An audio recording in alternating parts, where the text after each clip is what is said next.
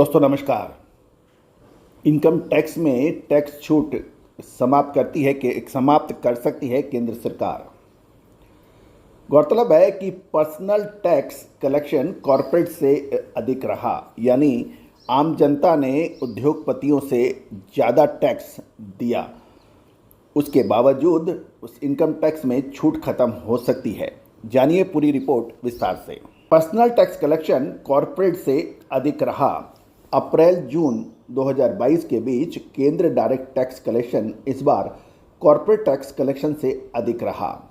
इस दौरान personal tax collection 2.67 lakh crore रुपए रहा, जो कि पिछले साल की समान अवधि में 52% अधिक है। कॉरपोरेट टैक्स कलेक्शन का आंकड़ा 2.22 लाख करोड़ रहा, जो पिछले साल से 34% अधिक है। सरकार की सख्ती और कंप्लायंस से जुड़े उपायों से ये टैक्स कलेक्शन बढ़ा है, लेकिन गौरतलब है कि आम पर्सनल टैक्स 2.67 लाख के मुकाबले corporate tax collection 2.22 lakh crore रहा। ये एक आश्चर्य की बात नजर आ रही है। दोस्तों, टैक्स रिफंड भी बढ़ गया है।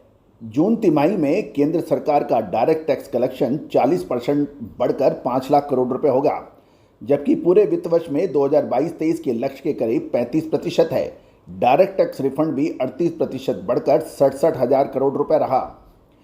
अब टैक्स कलेक्शन बढ़ने की वजह पे भी चर्चा कर लेते हैं।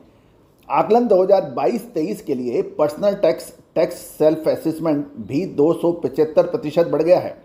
इसके जरिए 43,500 करोड़ रुपए का टैक्स मिला है। एनुअल इंफॉर्मेशन स्टेटमेंट AIS के इस्तेमाल से इस वित्त वर्ष में टैक्स कलेक्शन बढ़ा है।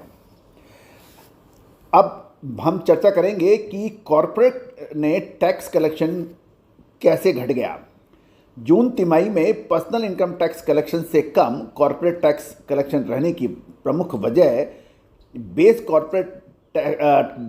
कॉरपोरेट टैक्स को घटाना है, जो 30% से घटकर 22% हो गया है।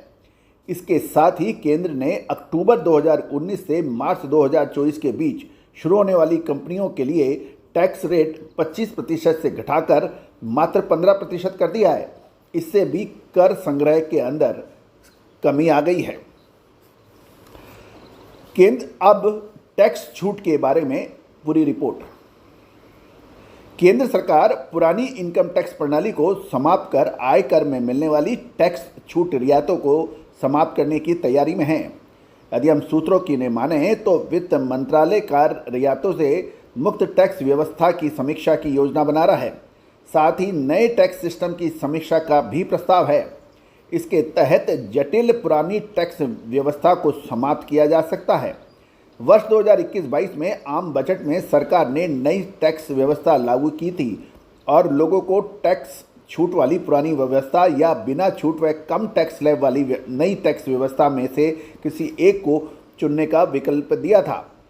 सरकार का इरादा ऐसी टैक्स प्रणाली स्थापित करने का है जिससे किसी प्रकार की रियायतें ना हों।